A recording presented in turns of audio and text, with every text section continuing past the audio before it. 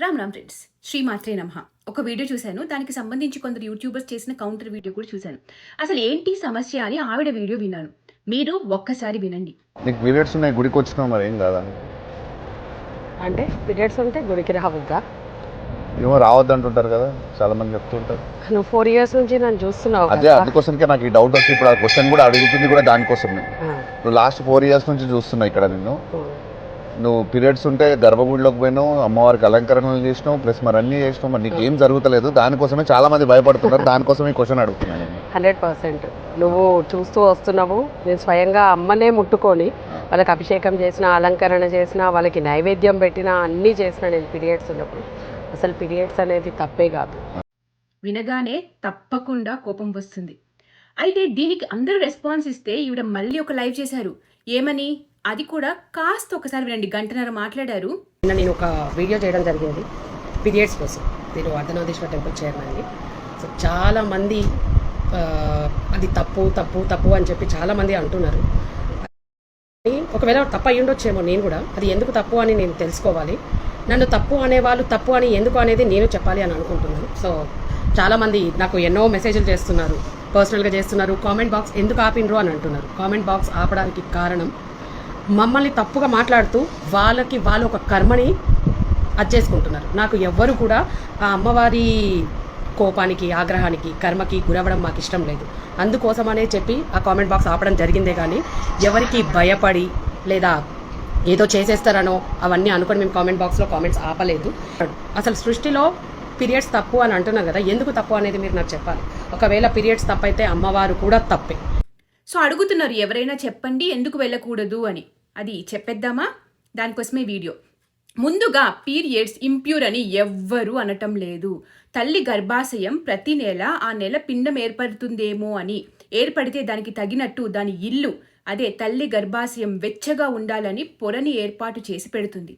పిండం ఏర్పడినప్పుడు అన్ని రోజులు తయారు చేసి పెట్టిన ఇంటిని, అంటే ఆ పొరని మొత్తం ముక్కలు చేసి రక్తస్రావంగా మార్చి ఒంట్ల నుండి పంపిస్తుంది. ఇది ప్రక్రియ. ఇదేమీ ఇంప్యూర్ కాదు. ఇక్కడ గుడికి పెద్దలు ఎందుకు వెళ్ళొద్దు అన్నారు, పూజలు ఎందుకు చేయొద్దు అన్నారు అనే దానికి నేను 3 కారణాలు చెప్తాను. బయటికి వచ్చేది ఏంటి? రక్తం కదా. అది ఎక్కడి నుండి వచ్చినా, శరీరంలో ఏ భాగం నుండి వచ్చినా అది కాసేపటికి దుర్వాసన వస్తుంది. బయటకు వచ్చిన రక్తం ఖచ్చితంగా నెమ్మదిగా క్రమక్రమంగా బ్యాక్టీరియా పెరుగుతూ వస్తుంది. అంటే దానివల్ల ఇన్ఫెక్షన్స్ వచ్చే ప్రమాదం, ఆ పరిసరంలోకి ఆ బ్యాక్టీరియాలు విడుదలయ్యే అవకాశము ఉంది. అది అక్కడ దైవ ప్రాంగణంలో గాలి ద్వారా పవిత్ర స్వచ్ఛమైన వాతావరణాన్ని మలినం, కలుషితమై చెడు గాలి వ్యాప్తికి కారణభూతం అవుతుంది. అక్కడ ఉన్న తోటి భక్తుల ఆహ్లాదకరమైన, ఉల్లాసకరమైన, ప్రశాంత వాతావరణంపై ఎంతో కొంత ప్రభావాన్ని చూపుతుంది. కాబట్టి పీరియడ్ సమయంలో గుడికి వెళ్ళకపోవడం మంచిదని చెప్తారు. ఆ సమయంలో ఒక్కోసారి ఉప్పు, పసుపు, పచ్చడి కొన్ని మీరు పట్టుకున్నా పాడైపోతాయి. ఎందుకు? సైంటిఫికల్లీ బ్యాడ్ బ్యాక్టీరియా వల్ల. అంతేనా? మీరు అనొచ్చు ఆఫీస్లకు వెళ్ళట్లేరా అని. ఆఫీసులో ఒకరి మీద ఒకరు పడిపోవడం, లైన్లలో నించోవడం, ప్రదక్షిణలు చేయడం, తిరగడం, ఆఫీస్ అంతా తిరిగేయడం ఉండదు కదా. ఒక రూమ్లో లేదా వాళ్ళ క్యాబిన్లోకి వెళ్ళి కూర్చుంటారు.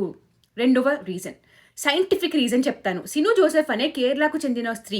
ఈవిడ ఒక క్రైస్తవురాలుగా ఉండేవారు. ఆవిడ నెలసరి సమయంలో స్త్రీలు దేవాలయాలకు ఎందుకు వెళ్ళకూడదు అని పరిశోధన చేశారు. దేశవ్యాప్తంగా ప్రచారం చేస్తున్నారు కూడా. మన శరీర ధర్మం ఏంటి, ఆ సమయంలో ఎలాంటి వైబ్రేషన్స్ ఉంటాయి, దేవాలయాల్లో విడుదలయ్యే మ్యాగ్నెటిక్ ఫీల్డ్ ఎలా ఉంటుంది, ఆ సమయంలో వెళ్ళడం వల్ల స్త్రీలకు శారీరకంగా, మానసికంగా ఎలాంటి ప్రమాదాలు, వ్యాధులు వస్తాయో సైంటిఫిక్గా రుజువు చేసి చెప్పారు కూడా. కొద్దిగా సమయం పెట్టి చదువుంటే బాగుండేది ఇలాంటి వీడియోలు మీరు చేసే ముందు. ఋతు విద్య అనే పుస్తకం కూడా రాశారు, వీలైతే చదవండి. అయితే ఆ సమయంలో బ్లడ్ ఫ్లో ఎప్పుడు డౌన్ వర్డ్స్ ఉంటుంది. అండ్ అది ఒక సెకండ్ అయిపోయింది ఇంకా అయిపోయిందని కాదు కదా, అదొక నిరంతర ప్రక్రియ. ఫర్ ఎగ్జాంపుల్ బాత్రూమ్కి వెళ్ళి చేసే మలమూత్ర విసర్జన ఏంటి అంటే అది నిమిషాల ప్రక్రియ మాత్రమే, కంటిన్యూస్గా ఉండదు. 3 నుంచి 5 రోజులు అదే పని జరుగుతూ ఉండదు కదా. అపాన వాయువు యాక్టివ్గా ఉంటుంది, మళ్ళీ ఆగిపోతుంది. కానీ నెలసరి అప్పుడు అలా కాదు, అపాన వాయువు 5 రోజులు నిరంతరం యాక్టివ్గా ఉంటుంది. ఇలాంటి సమయంలో మహిళలు గుడికి వెళ్తే ముఖ్యంగా యంత్రం పెట్టి ప్రాణప్రతిష్ఠ చేసిన దేవాలయాలకు వెళ్తే ఆ యంత్రం వల్ల మ్యాగ్నెటిక్ రేస్ గుడిలో పాజిటివ్ ఎనర్జీని క్రియేట్ చేస్తాయి. వాటి వల్ల మన శరీరంలో ఉన్న అన్ని వాయువులు అపాన వాయువుతో కలిసి పైకి వెళ్తాయి. ఎందుకంటే గుళ్ళను నిర్మించేది మన సూక్ష్మ శరీరంకి శారీరకంగా మానసికంగా స్వాంతన చేకూరడానికి. ఎందరో మహిళలు ఇలా గుడికి వెళ్ళిన వాళ్ళు ఆ సమయంలో వెళ్ళాం దానివల్ల ఎవరో ఇలా బట్టను పట్టి పిండేసినట్టు వాళ్ళ పొట్టని పిండేసినట్టు నొప్పి వచ్చింది, క్రాంప్స్ వచ్చాయని కంప్లైంట్ చేశారు కూడా. It's proven. మూడవ రీజన్, 3 నుండి 5 రోజుల్లో శరీరం ఎంతో స్ట్రెస్కి గురవుతుంది. హార్మోన్స్ ఆడుకుంటాయి. కోపం, చిరాకు, ఏది చేయాలనిపించకపోవడం, దేని మీద మనసు లేకపోవడం, మూడ్ స్వింగ్స్ అండ్ ఒళ్ళు నొప్పులు, క్రాంప్స్. అరే ఒక్క చోట కాసేపు కూర్చుంటే చాలు ఏ పని చేయకుండా అనిపిస్తుంది. ఎవరైనా మొత్తం రెస్ట్ తీసుకో అని చెప్తే బాగుండు అనిపిస్తుంది. అలాంటిది గుడికి వెళ్ళి ప్రశాంతంగా ధ్యానం చేయగలమా? కూర్చోగలమా? ప్రదక్షిణలు చేయగలమా? ఇంప్యూర్ కాదు, మహిళలకి రెస్ట్ ఇవ్వాలి అని పెద్దవాళ్ళు పూర్వీకులు ఆలోచించి ఇచ్చిన బ్రేక్.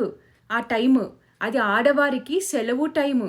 అది మెల్లిగా ఒక మూఢనమ్మకంలా మారిపోయింది, ఇంకో విధంగా ప్రొజెక్ట్ అయ్యింది కాలక్రమేణా. ఏం చేస్తాము? అయితే ఈ వీడియో చేసే ముందు ఈవిడ ఎవరు? మన ధర్మం పాటించేవారేనా? ఈ దాడి చేస్తున్నారా మన ధర్మం మీద? తప్పుదో పట్టిస్తున్నారా? ఎందుకు ఇలా చేస్తున్నారు అని వెతకడం ప్రారంభించాను నేను. అర్ధనారీశ్వర టెంపుల్ కొండాపూర్ దగ్గరలో ఉంది ఈ గుడి. ఈ గుడికి చైర్మన్ ఈవిడ. వీళ్ళ స్థలంలోనే వీళ్ళ డబ్బులతోనే అమ్మవారు కలలోకి వచ్చి చెప్పారు అని చెప్తూ కట్టించాము అని చెప్తూ ఉంటారు వీళ్ళు. 2022లో ప్రారంభించారు ఈ గుడి. అప్పటి నుండి ఈవిడ ఇదే పని చేస్తున్నారంట. అంటే నెలసరి అప్పుడు కూడా గుడికి వెళ్ళడము, అందరినీ ముట్టుకోవడం, ఇవన్నీ. ఆవిడ ఈ వీడియో వింటే మాత్రం ఒక మెసేజ్: అమ్మవారు చెప్తేనే చేస్తున్నామనే మీరు ఆ అమ్మవారే మీతో ఇలా వీడియో చేయించి నిజాన్ని మీకు తెలియచేస్తున్నారు.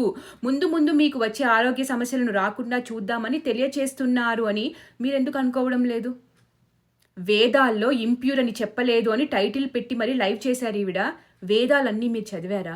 అసలు వేదాల పరిజ్ఞానం మొత్తం ఈ రోజున ఎవరి దగ్గరైనా ఉందా? వాటి జ్ఞానం ఉన్న గురువులు సామవేదం గారు మరెందరో ఇలా గుడికి వెళ్ళకూడదు, దీని వెనక ఇలాంటి రీజన్స్ ఉన్నాయి అని చెప్పారు కదా. ఎందుకు వితండవాదం చేసేంత జ్ఞానం మీ దగ్గర ఉందా? మీరు తెలుసుకోవాలి అనుకోవలేదు. నా గుడి, నా రూల్స్, నా ఇష్టం అని చేశారు. దేవుడి ఇచ్చిన రక్తమే అని గ్లాసులో పట్టుకొని తాగరు కదా, అన్నం తినరు కదా అలా గ్లాసులో పెట్టుకొని. దేవుడు బట్టలు లేకుండా పుట్టించాడని వేసుకోకుండా తిరగరు కదా. మీరు వాడిన శానిటరీ ప్యాడ్ని అలానే మీ ఇంట్లోనే 2 రోజులు ఉంచగలరా? రక్తంలో అనేక మలినాలుంటాయి. మైక్రోస్కోప్ పెట్టి ఆ సమయంలో వచ్చిన శాంపుల్ని తీసి చూడండి. మీకు మేం చెప్పాల్సిన అవసరం లేదు, అదే చెప్తుంది. ఆ ప్రక్రియ ప్యూర్ కావచ్చు, బ్లడ్ మాత్రం ఎక్కడి నుండి వచ్చినా అది ఇంప్యూరే కదా. ల్యాబ్లో పనిచేసే వారికి పూర్తి అవగాహన ఉంటుంది. అనేక వైరస్లు ఉంటాయి. కరోనా వైరస్ వల్ల ప్రపంచం అల్లాడిపోలేదా? ఇలాంటి వైరస్లు బ్యాక్టీరియా నుండి ఒకరికి వ్యాప్తి చెందకుండా ఇలాంటి నియమాలు పాటించాలి. ఇలా చెప్పినందుకు ఆ అమ్మవారి ఆగ్రహానికి గురవుతారు అని మీరు భయపెట్టవలసిన అవసరం లేదు. ఆ అమ్మవారే మా ద్వారా మీకు చెప్పిస్తుంది అని అనుకుని చూడండి, మీలో కూడా మార్పు వస్తుంది. లేదా ఈ సమయంలో నేను ఇలా ఉన్నాను అని చెప్పండి. మీ గుడికి వచ్చే భక్తులకి కనీసం వారికి తెలియాలి కదా మీరు నెలసరిలో ఉండి ఇలా తిరుగుతున్నారు, అన్ని చేస్తున్నారు అని. అప్పుడు భక్తులు నిర్ణయించుకుంటారు ఆ సమయంలో మీ గుడికి రావాలా వద్దా అని. ఆ బోర్డు పెట్టండి. భక్తులకు ఆ సమాచారం ఇవ్వవలసిన బాధ్యత మీ మీద ఉన్నది. బోర్డు పెడతారని నమ్ముతున్నాను. లేదా మీలో మార్పు వచ్చి ఇలాంటి పనులు చేయరు అని ఆశిస్తున్నాను.